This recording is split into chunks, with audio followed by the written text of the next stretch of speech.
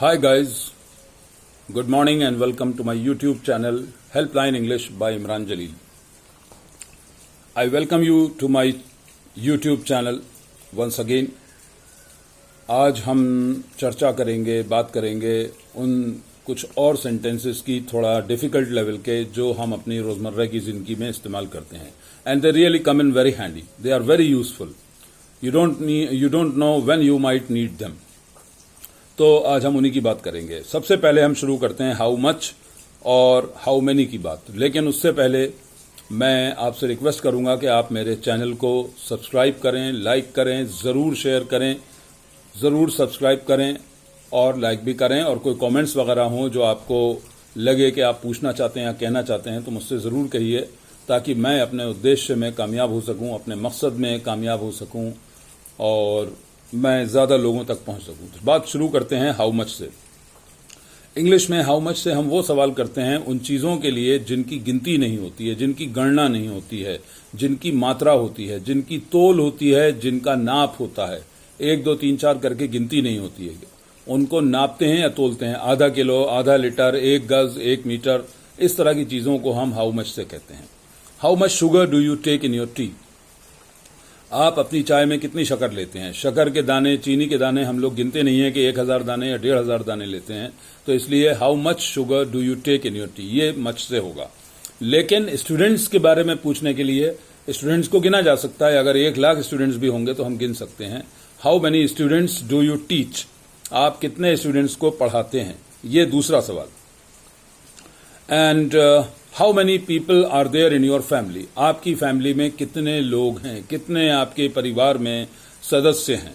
Very important. इसको ध्यान रखिए कि हाउ मच से और हाउ मेनी से दोनों तरह के अलग अलग सवाल होंगे. हाउ मच से वो चीजें होंगी जो गिनी नहीं जा सकती. चीनी है, दूध है, मक्खन है, घी है, दही है, पानी है, ये इंग्लिश में अनकाउंटेबल नाउन्स होते हैं और इनका सवाल हाउ मच से होगा, हाउ मेनी से नहीं होगा. हम ये नहीं कह सकते how much students do you teach. अगर कोई ये कहता है how much students do you teach तो इसका मतलब है कि स्टूडेंट्स को तोलना पड़ेगा कि वो 2500 किलो हैं या 3000 किलो हैं, कितने हैं. तो स्टूडेंट्स तुलते नहीं है. स्टूडेंट्स की एक गिनती होती है कि 10 स्टूडेंट्स, 15 स्टूडेंट्स, इस तरह से. Then comes question number 3. What do you do for a living.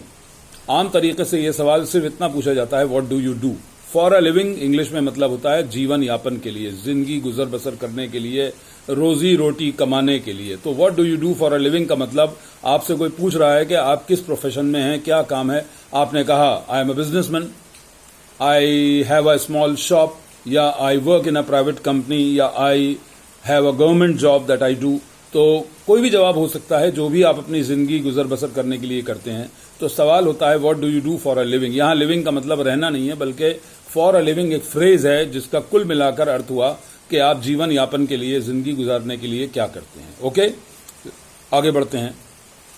What do you do in your free time. आप अपने फ्री टाइम में, खाली वक्त में, खाली समय में क्या करते हैं. कोई भी कुछ भी कर सकता है.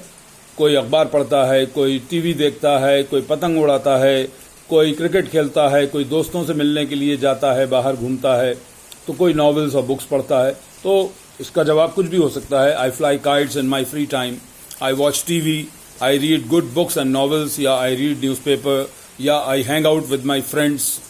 तो कुछ भी जवाब हो सकता है. यह आपको देखना है कि आप क्या जवाब देंगे. Okay, next one. What do you do on Sundays. Sundays, ध्यान रखिए, मैं एक संडे की बात नहीं कर रहा हूं. मतलब जब भी आपकी लाइफ में, महीने में, साल में कोई संडे आता है, उनका सारे संडे के दिन मतलब जो होते हैं उनकी बात कर रहा हूं. इसलिए पूछूंगा what do you do on Sundays.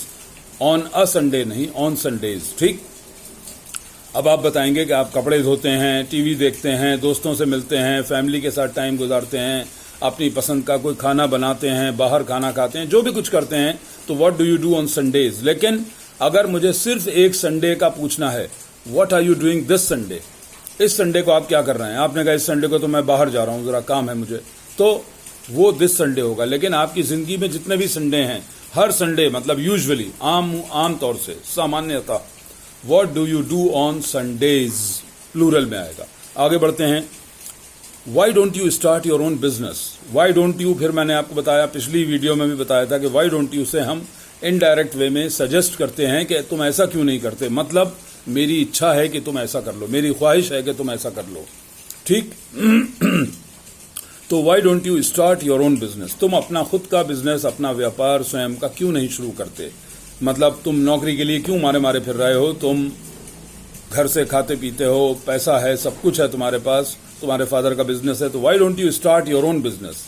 Why don't you come to my house after 5, तुम शाम को 5 बजे के बाद मेरे घर क्यों नहीं आते, तो why don't you come to my house after 5 बजे के बाद क्यों नहीं आ जाते। उसके बाद why don't you learn the basics of computer operating. मैं किसी ऐसे आदमी से कह रहा हूं जिसको मैं देख रहा हूं कि कंप्यूटर की बेसिक्स भी उसको नहीं आती हैं, वो ऑपरेट नहीं कर सकता और बैठा हुआ कीबोर्ड पर उल्टे सीधे बटन्स पर उंगलियां मार रहा है। तो मैंने कहा why don't you learn the basics of computer operating, ठीक। व्हाई डोंट यू, क्यों नहीं ऐसा कर लेते, मतलब मैं चाह रहा हूं कि तुम ऐसा कर लो। The next one, why don't we invite him और हर और देम, जो भी जैसा भी आपका मतलब जिसके बारे में भी बात करेंगे, तो व्हाई डोंट वी, क्यों ना हम लोग, मतलब मैं और मेरा परिवार, मेरे घर के लोग, क्यों ना हम उन लोगों को अगले संडे को इनवाइट कर लें। आपस में हम मशवरा कर रहे हैं, एक दूसरे को सुझाव दे रहे हैं, तो आपने कहा क्यों ना हम उनको सुबह में बुला लें, क्यों ना हम उनको शाम में बुला लें। तो why don't we invite them next Sunday, क्यों ना हम उन लोगों को, तो व्हाई डोंट वी हो गया व्हाई डोंट यू से, क्योंकि मैं भी उसमें शामिल हूं, हम सब लोग हैं, तो व्हाई डोंट वी। उसके बाद what time do you have या टेक लंच, हैव या टेक लंच दोनों इस्तेमाल कर सकते हैं खाना खाने के लिए। तुम खाना दोपहर का, लंच दोपहर का खाना होता है, किस टाइम खाते हो, तो what time do you take lunch भी कह सकते हैं, what time do you have lunch भी कह सकते हैं, और कभी कभी तो what time do you eat lunch भी कहा जा सकता है कि तुम दोपहर का खाना किस टाइम खाते हो। व्हाट टाइम, एग्जैक्ट टाइम, घड़ी का, ठीक। What is the best price और give me the best price, ये बहुत अच्छे सवाल हैं। जब हम किसी दुकान पर मोल भाव करते हैं, हुज्जतबाजी करते हैं, दुकानदार ने कहा साहब मैं 500 का दूंगा, मैंने कहा नहीं साहब कुछ कम करिए, उसने कहा अच्छा 450 को दे दूंगा, मुझे अभी भी महंगा लग रहा है, मैंने कहा अच्छा भाई कुछ और कम, उसने कहा साहब चलिए 10 रुपए और कम कर दूंगा, मैंने कहा no, give me the best price.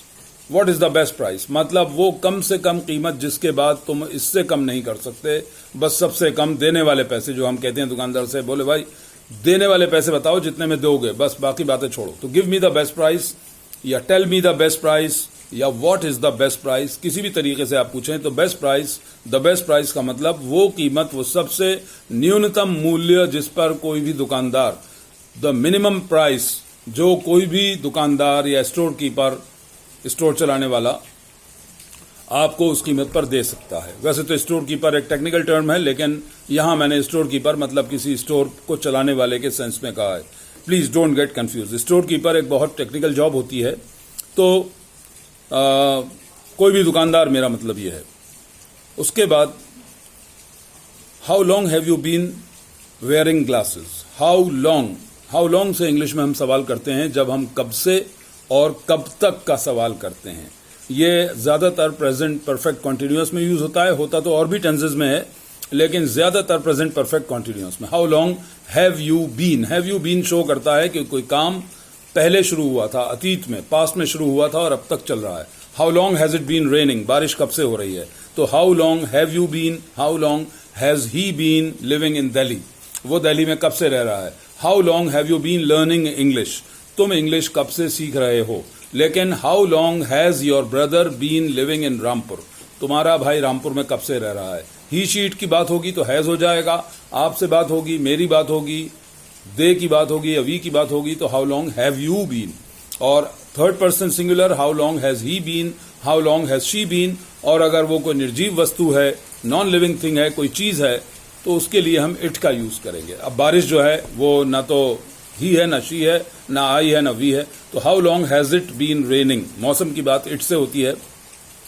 How long have you been wearing glasses, how long have you been sitting here and waiting for me, बताइए, अंदाजा लगाइए क्या मतलब हो गया। How long have you been sitting here and waiting for me, मतलब सही समझा आपने, तुम यहां कब से बैठे हुए मेरा इंतजार कर रहे हो। How long have you been teaching English, मुझसे कोई पूछे कि mister Imran how long have you been teaching English, तो उसका मतलब ये हुआ कि इमरान साहब आप इंग्लिश कब से पढ़ा रहे हैं।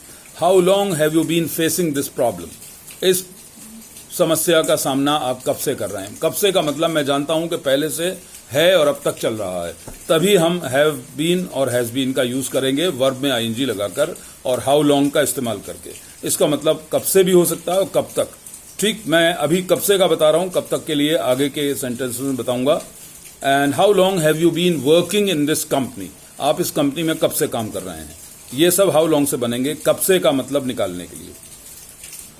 अगला सवाल हैव बीन से देखिए दूसरे तरीके का, बिना हाउ लॉन्ग के। Why have you been giving me the run around for so many days. Why have you been giving me the run around for so many days. तुम मुझे इतने दिन से क्यों व्यर्थ में दौड़ा रहे हो, चक्कर लगवा रहे हो, रोजाना घर पे बुला रहे हो और मना कर रहे हो, कभी कुछ बता रहे हो, कभी कुछ बता रहे हो। इसको इंग्लिश में कहते हैं give somebody the run around. मतलब हम उसको बेवकूफ बना रहे हैं या झूठ बोल रहे हैं सुबह शाम के लिए कि कल आना, परसों आना, शाम को आना, संडे को आना, मेरी छुट्टी होगी। फिर कभी नहीं मिल रहे हैं, कभी मिल रहे हैं, कभी बात बता नहीं रहे हैं। तो इसको कहते हैं give somebody the run around. तो why have you been giving me the run around for so many days. तुम मुझे इतने दिन से क्यों दौड़ा रहे हो, क्यों चक्कर लगवा रहे हो, क्यों बेवकूफ बना रहे हो, इधर से उधर भगा रहे हो। सारे मतलब निकलेंगे इसके। Then who is at the door. दरवाजे की घंटी बजी या किसी ने नॉक किया, मैंने कहा who is at the door. On the door नहीं, ये ध्यान रखिए, कोई दरवाजे के ऊपर नहीं चढ़ेगा। ऑन सरफेस के ऊपर को शो करता है, उससे टच होकर। लेकिन दरवाजे के आसपास या उसके सामने या दाएं बाएं, who is at the door. देखो दरवाजे पर कौन है। आई think your phone is ringing. Phone एक ऐसी चीज है जिसमें घंटी बजने के लिए कभी बेल का यूज नहीं होता है। स्कूल की घंटी, दफ्तर की घंटी, दरवाजे की घंटी, इन सब के लिए बेल का यूज होगा। लेकिन फोन अगर बज रहा है या फोन की घंटी बज रही है तो हम बेल का वर्ड यूज नहीं करते हैं। आई think your phone is ringing. मुझे लगता है तुम्हारा फोन बोल रहा है या बज रहा है या घंटी बज रही है, लेकिन घंटी के लिए बेल का यूज नहीं करेंगे। योर फोन इज रिंगिंग, अगर डायरेक्ट वे में कहूं तुम्हारा फोन बज रहा है। लेकिन आई थिंक का मतलब मेरा विचार है, मुझे लगता है, मैं समझता हूं, मुझे ऐसा कुछ प्रतीत हो रहा है। तो I think your phone is ringing. उसके बाद आइए एक बहुत इंपॉर्टेंट चीज पर, shall we sit somewhere and talk. Shall का यूज फ्यूचर टेंस के अलावा जो पुराने जमाने की इंग्लिश में शैल और विल का यूज था, उसमें यही बेसिक यूज था कि आई और वी के साथ आप शैल का यूज करें, बाकी ही, शी, इट, दे के साथ आप विल का यूज करें। लेकिन मॉडर्न स्पोकन इंग्लिश में ऐसा कोई फर्क दुनिया के कहीं किसी कोने में नहीं माना जाता है। सिर्फ फॉर्मल इंग्लिश में, अदालतों में, ऑफिशियल गैजेट्स में, नोटिसेज में तो शैल का यूज होता है आज भी, फॉर्मल लैंग्वेज में, ऑफिशियल लैंग्वेज में। लेकिन आम बोलचाल में, मैं आपसे बात कर रहा हूं, आप अपने भाई से बात कर रहे हैं, हम लोग किसी रेस्टोरेंट में हैं, थिएटर में हैं, कहीं भी हैं, पार्क में हैं, फ्यूचर के लिए विल का यूज। लेकिन शैल का एक और यूज मॉडर्न इंग्लिश में, स्पोकन इंग्लिश में है कि क्या हम ऐसा करें, चलें, रुकें, बताएं, पूछें। इस तरह के जितने भी वर्ड्स आएंगे जिसमें अगर हम हिंदी में लिखेंगे तो चंद्र बिंदु या अंकी बिंदी लगेगी। ठीक, उर्दू में लिखेंगे तो नून गुन्ना आएगा जिसमें की आवाज निकलती है। क्या मैं आपका इंतजार करूं, shall I wait for you. इसी तरह से shall we sit somewhere and talk. क्या हम लोग कहीं बैठकर बात करें, यहां खड़े होकर बात करना अच्छा नहीं लग रहा है, तो shall we sit somewhere and talk. Shall I pick you up on my way to office. Shall I pick you up on my way to office? क्या मैं आपको ऑफिस जाते हुए रास्ते में से ले लूं, मतलब अपनी गाड़ी में, अपनी सवारी में रास्ते में से ले लूं। पिक somebody up का मतलब होता है किसी को अपनी सवारी में रास्ते में से कहीं से लेना। On my way to office, on my way to phrase से बना है on one's way to, on one's way to some place, somewhere, कोई भी जगह हो सकती है। On my way to airport, on my way to the airport, on my way to the railway station, on my way to the bank, ये सब रास्ते में। On my way to office, office जाते हुए रास्ते में। तो shall I pick you up on my way to office, क्या ऑफिस जाते हुए मैं रास्ते में से आपको अपनी गाड़ी में, अपनी सवारी में ले लूं। उसके बाद when shall I contact you again, मैं आपसे दोबारा कब कॉन्टैक्ट करूं। आपने देखा होगा इन सारे आखिरी शब्दों में अंक की बिंदी आ रही है, चाहे चलें, रुकें, रुकूं, पूछूं, बताऊं। शैल आई चेंज माई क्लोथ्स, क्या मैं अपने कपड़े बदल लूं। आपसे मैं अनुमति नहीं मांग रहा, परमिशन नहीं मांग रहा हूं। कपड़े बदलने के लिए मुझे आपकी इजाजत नहीं चाहिए। मैं क्लास में अगर स्टूडेंट से कहूं shall we start the class, तो क्या मैं स्टूडेंट से परमिशन मांग रहा हूं क्लास शुरू करने की। मुझे किसी की परमिशन की जरूरत नहीं है। मैंने देखा भाई 5-6 स्टूडेंट्स हो गए, मैंने कहा चलो भाई क्लास शुरू करें, तो करें, चलें, रुकें, पूछूं, बताऊं, रुकूं, चला जाऊं। अंक की बिंदी आ रही है या चंद्र बिंदु, इन सारे वर्ड्स के क्वेश्चंस के लिए आप शैल का यूज करिए। Shall I give you a ring around 7:30 और 8, क्या मैं आपको 7:30 या 8 बजे के करीब एक रिंग कर दूं, मतलब सिर्फ जैसे हम मिस्ड कॉल कहते हैं उस तरह की, ताकि आप समझ जाएं कि कौन आ रहा है या क्या काम है। तो shall I give you a ring around 7:30, क्या मैं आपको 7:30 बजे के करीब, अराउंड का मतलब या अबाउट का मतलब स्पोकन इंग्लिश लगभग या आसपास, तो shall I give you a ring around 7:30 और 8, क्या मैं आपको 7:30 या 8 बजे के करीब रिंग करूं। शैल वी प्ले बैडमिंटन, क्या हम लोग बैडमिंटन खेलें, मौसम अच्छा है, हवा चल रही है, बैडमिंटन खेला जा सकता है, मौसम अच्छा है। Shall I give you something to eat, क्या मैं आपको खाने के लिए कुछ दूं। Shall I give you something to read, shall I give you something to drink, कोई भी चीज मुझे लग रहा है कि इसको प्यास लग रही है तो मैं कहूंगा मैं आपको पीने के लिए कुछ दूं, पानी दूं, कोई और कोल्ड ड्रिंक दूं, पढ़ने के लिए कुछ दूं, आप बोर हो रहे हैं, क्या कुछ और खाने के लिए कुछ दूं, भूख लग रही होगी। And when shall I contact you again, मैं आपसे दोबारा कब कॉन्टैक्ट करूं, मतलब मुझे लग रहा है कि कांटेक्ट करना पड़ेगा तो कब करूं, ये मैं आपसे राय मांग रहा हूं। वाई डोंट यू से हम दूसरे को इनडायरेक्ट सुझाव देते हैं, शैल से हम अपने लिए और सबके लिए सुझाव मांगते हैं। वेयर शैल वी सिट, हम लोग कहां बैठें, अंक की बिंदी या चंद्र बिंदु। What shall we do now, अब हम लोग क्या करें, मैं आपसे सुझाव मांग रहा हूं, तो इसमें शैल से आप बनाएंगे। शैल आई वेट फॉर यू और गो बैक होम, बताइए क्या मतलब हुआ, अब तो आप समझ गए होंगे। शैल आई वेट फॉर यू और गो बैक होम, जी हाँ बिल्कुल सही समझा आपने, क्या मैं आपका वेट करूं या घर चला जाऊं, करूं चला जाऊं, दोनों में अंक की बिंदी चंद्र बिंदु आ रहा है, तो shall I wait for you और गो बैक होम। अब आ जाइए इसके लास्ट पार्ट पर, हाउ अबाउट, ये आज के लास्ट सेंटेंसेस होंगे। हाउ अबाउट का मतलब होता है क्या विचार है आपका, ये मैं आपसे फिर राय मांग रहा हूं। हाउ अबाउट कहने का एक और अंदाज है, इंग्लिश में बहुत तरीके हैं कहने के, हमें आना चाहिए, पता चलना चाहिए, कोई दूसरा कह रहा है तो हमें समझ जाना चाहिए कि उसका ये मतलब है। How about going to the park in the evening, शाम को पार्क चलने के बारे में आपका क्या विचार है, आपका क्या ख्याल है, मतलब मेरा ये ख्याल है, आपको कैसा लग रहा है। एंड इसी को हम व्हाट अबाउट से भी कह सकते हैं। What about a picnic tomorrow morning, कल सुबह पिकनिक के बारे में क्या ख्याल है, मतलब मेरा ये ख्याल है, आपको कैसा लग रहा है, तो ये जानने के लिए, आपका विचार जानने के लिए, या आपके विचार मुझसे कितने मिलते जुलते हैं, हाउ अबाउट या व्हाट अबाउट का हम यूज़ करते हैं। मैं इस रिक्वेस्ट के साथ इस वीडियो को ख़त्म कर रहा हूं कि आप प्लीज़ मेरे चैनल को सब्सक्राइब करिए, ज़रूर इसको शेयर करिए, लाइक करिए, ताकि ज़्यादा से ज़्यादा लोगों तक मैं पहुंच सकूं और अपने मिशन में, अपने उद्देश्य में, अपने मकसद में कामयाब हो सकूं। आइंदा फिर मिलेंगे कुछ और बेहतरीन सेंटेंसेस के साथ, थोड़ा और हायर लेवल के या डिफ़िकल्टी लेवल कुछ ज़्यादा होगा जिनका, उनके साथ तो मैं धीरे धीरे आगे बढ़ूंगा। मैं एकदम एक बार में सब कुछ नहीं बताऊंगा और आपको हर चीज़ बताऊंगा और समझाऊंगा। ऐसा नहीं है कि आप उन्हें रट लें, आपको पता होना चाहिए कि हम इंग्लिश में ये बात ऐसे कहते हैं और इसलिए कहते हैं। तो इन सेंटेंसेस को ध्यान रखिए, आपका कॉन्फिडेंस बढ़ेगा, आप किसी के सामने झिझकेंगे नहीं, शर्माएंगे नहीं। Once again with the same request, please like, subscribe and share my channel, okay? And this is it for today, and see you all tomorrow in my next video, tomorrow or the day after, I'm not sure, but we will meet in our next video. Thank you very much for watching my video. Please subscribe it, share it and like it. Thank you very much. All the best. Goodbye.